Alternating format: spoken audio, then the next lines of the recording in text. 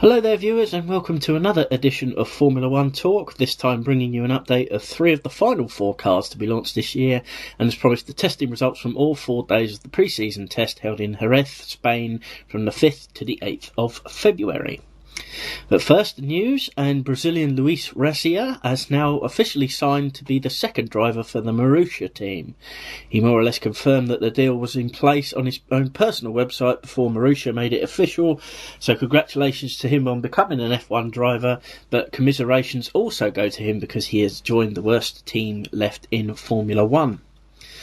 The new Toro Rosso STR8 was shown off to the public for the first time on the 4th of February, and yes, I know I could have placed this in the last video, but I was out of picture space, believe it or not. Doesn't look too bad for a new car. Drivers Daniel Ricciardo and Jean-Eric Vergne will be hoping for more competitive drives from this machine. The new Marussia MR02 was launched on Tuesday the 5th of February at Jerez, about an hour before testing started.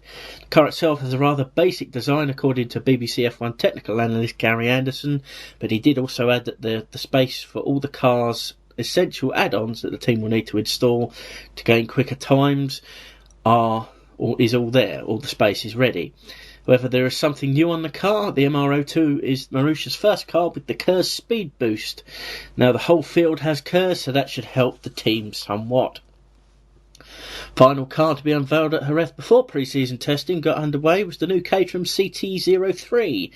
Unlike most of the other cars, it has retained the step down in the front nose cone and also has a boxy design. Unlike the MR02 of Marussia, this car already has the necessary updates installed, but will this be the car to finally give Caterham that elusive first championship point? I mean, if it gives them a podium, it would be an amazing result. But a point is their target this year, but only time will tell if they reach that target or not. Coincidentally, the final car to be launched will be the Williams FW35. More news on that particular car debut once it's been revealed to the public on the 19th of February.